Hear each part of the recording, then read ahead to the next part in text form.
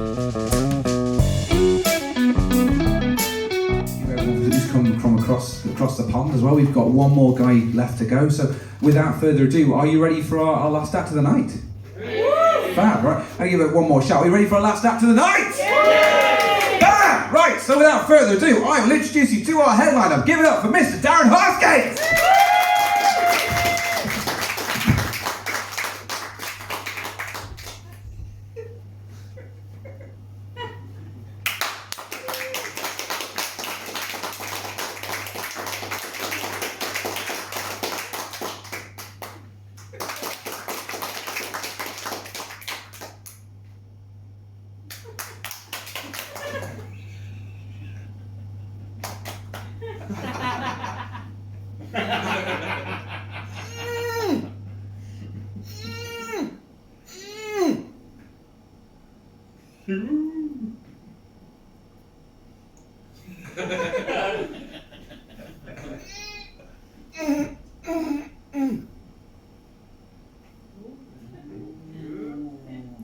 Ow.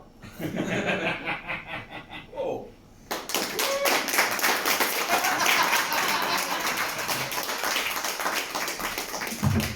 It was in the car. It's always in the car. I take it everywhere with me. Good evening. Good evening. I am a middle-aged gay farm worker. I don't think this is a middle-aged gay farm working audience, is it? I don't think it is, because it doesn't exist. I've been looking for a middle-aged gay farm worker. I went to Carmarthen. I did a show in Carmarthen. I thought surely there'd be middle-aged gay farm workers here. There were middle-aged people, there were gay people, there were farm workers, but there were no middle-aged gay farm workers. So I thought, I'll come to Ammanford. And still no. But if I found myself performing in front of a middle-aged gay farm working audience, I probably would be putting on a different kind of a show anyway. I probably wouldn't be doing any material. We'd all just go in the barn and have sex. And then we stop for a nice cup of tea, you know, to fulfill the middle-aged part of being middle-aged gay farm workers. A nice cup of tea, think the pinky's out. And then resume the sex. Pinky's in every inconceivable position. That's what's good about the gay sex, it's all inconceivable, I find. So, I never bothered to come out on the farm, I didn't think there was any need, Gareth. But a few years ago when Ryland was on the X Factor, my family were watching it and my auntie said, "Oh, here," because she was local to us. Here, there's that Ryland, he's a gay, isn't he? He's a gay. You're a gay, aren't you, Darren? Yes, I am, auntie, I am a gay, yes. The fact I was in my textile craft room weaving on my loom at the time should have been a bit of a gay. And I hadn't had a girlfriend since 1986. And having sex with all those men in the barn. That should have been a giveaway. I am, I don't know how, I'm only really sexually attracted to muscular Chinese men. You couldn't have known where that sentence was going when I started. You couldn't have, unless you see my internet search history. And what a strange trick is it for Mother Nature to play on somebody who grew up on a farm in the Forest of Dean in Gloucestershire to make them only sexually attracted to muscular Chinese men. There weren't any muscular Chinese men in the Forest of Dean in the 1970s. There aren't many muscular Chinese men in China now. I've been to look. But I was you know the only gay in the village? Yeah, I was more isolated than that, I was a gay on a hill. So I was attracted to the bright and cosmopolitan lights of Bristol in the 1980s. Oh, Bristol, bright lights, bit shitty. I found myself in the nightclub dancing away like this. We used to dance like this in the 1980s in gay clubs in Bristol. I don't know why I'm asking you, sir. And we? No, we haven't. You're not alive. By some miracle, there was a Chinese-American businessman in Bristol for the weekend, and he was in this nightclub. And I was dancing. I looked at him, and he looked at me. I'm not gonna act that out. It won't end well if I act that out. But nobody needs to see that in this year, whenever. But we sort of connected. We connected. I don't know why I do that at this point. because crossing pinky fingers was the only thing we didn't do in the 18 and a half minutes we ever had to spend together. So we needed somewhere intimate to be together, and we couldn't go back to his hotel. They wouldn't have, and we couldn't go back to the family on the farm. My parents wouldn't have understood. I mean, they barely understand now, but I think that's the dementia. So me and Johnny, we went up on the downs in Bristol, this lovely sort of green area on top of the and we went into the foresty bit, and we found a clearing in the forest. And I always think a forest is the best place to have a clearing, isn't it? Isn't it? A forest. We used to live in a clearing in the river. Oh, but it was prone to flooding. It was terribly prone to flooding. And you couldn't have a desert. You couldn't have a clearing in the desert, could you? You go back the next day, you couldn't find it. You couldn't find it, Gareth. I think the Sahara is just somebody's overambitious dusty clearing. That was my clearing material. I love it, nobody else does. And me and the Chinese American businessman spent 5.5 of those beautiful, intense, intimate minutes together. And then we parted.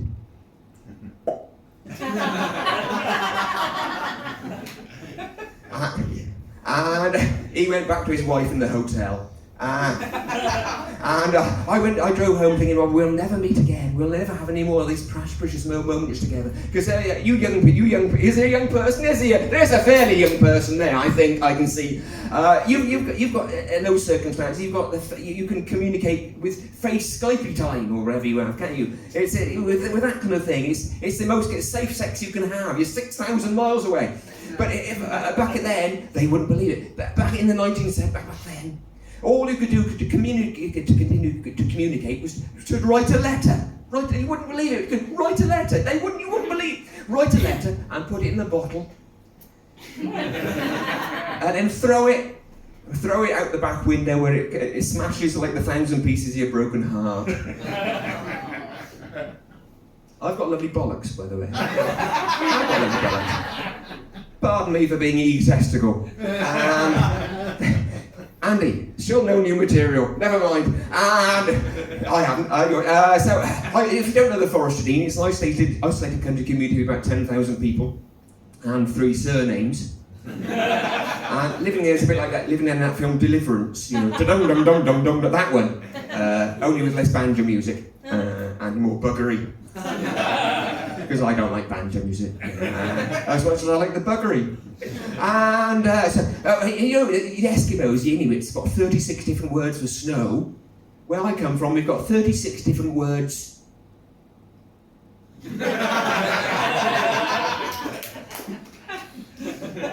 So I am getting older, as you can tell. I'm getting old. As you watch me, I'm getting older. But I always think it's getting older. The passage of time leaves its marks in many ways as you get older. Have you noticed the older men get, the higher they wear their trousers? Have you noticed that? It's like...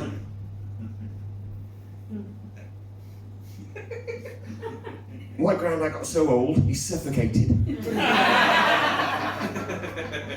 It was worse than that, he was incontinent. He waterboarded himself to death. Oh, my gran smoked 80 cigarettes a day till the day she died, and when they took out her lungs, we're sure that's what killed her. The extraction of the lungs always causes a fatality, you'll notice, young people. And a passage of time leaves its mark in many ways. When I was a kid, when it was my birthday, I got all excited and I'd run downstairs, if only to prove we didn't live in a bungalow. Because what's the difference between a house and a bungalow? That's another story. I haven't got time for that. I get all excited. Thank you, Garen. I get all excited and I'd stand next to a kitchen door frame and make myself as tall as I possibly could, and my granddad would carve a little notch in the top of my head, and that's why I've got no hair. What a bastard. I'm glad he's dead. When I learnt to trust humanity, did we do it again? And we carve a little notch in the door frame to see how much I'd grown in that year. Now the odd thing is, we still do it now.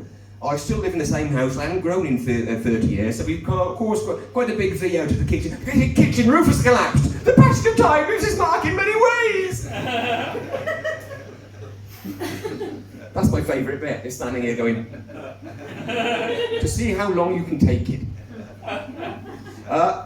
So my niece had a baby recently, And I went to see him in hospital, and I was reminded of that saying. It's quite a profound saying. As you get older and the next generation comes along, you stop being the picture, become the frame. It's quite nice, But I'm never going to be anybody. I'm never going to be anybody's frame now. I've left it too late. I'm never going to be the glass at the front of the frame. I'm never going to be the string at the back of the frame. I'm never going to be the nail that holds up the string. I'm never going to be the wall with the nail. The best I can hope for in this scenario is the other side of the wall is quite a dodgy pub. And I'd be the graffiti in the gents' toilet saying, if you fancy some bum fun, ring Darren on 078 666 97512. That's 078 975. Oh, he's getting his pen out. Oh, he's getting his penis out. Oh, even better. And so I brought some props from Gloucester, so I shall finish on the props. Who would like to see my version of the Indian rope trick? Yeah. All together or not at all? Yeah. Now, there are three things you should know about my version of the Indian rope trick. Firstly, I am not Indian. Secondly, I do not use a rope. And thirdly, it's not a trick. It's not a trick. I don't know what it is yet. I'm still trying to work it out. So, I'd like to have Everyone's doing tricks. We all do props in Gloucestershire.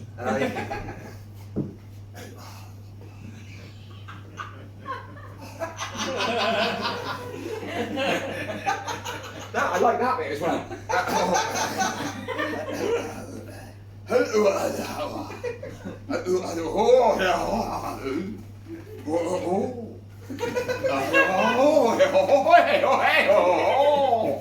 I've never made these noises before. Oh, steady. Yes. What's this, ladies and gentlemen? Why, it's the final straw.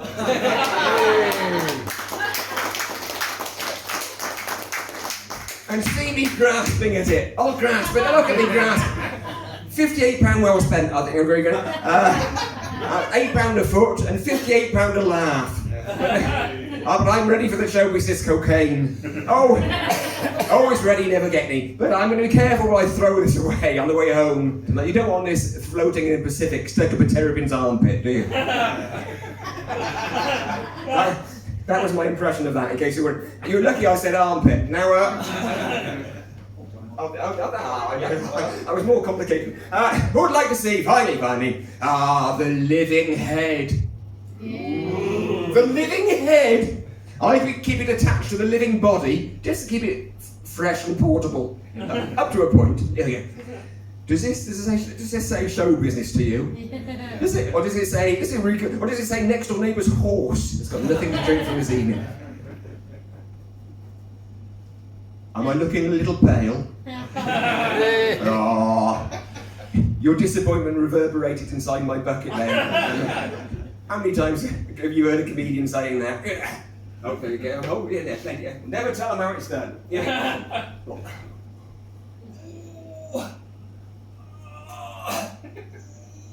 Ooh, here we go. Ooh.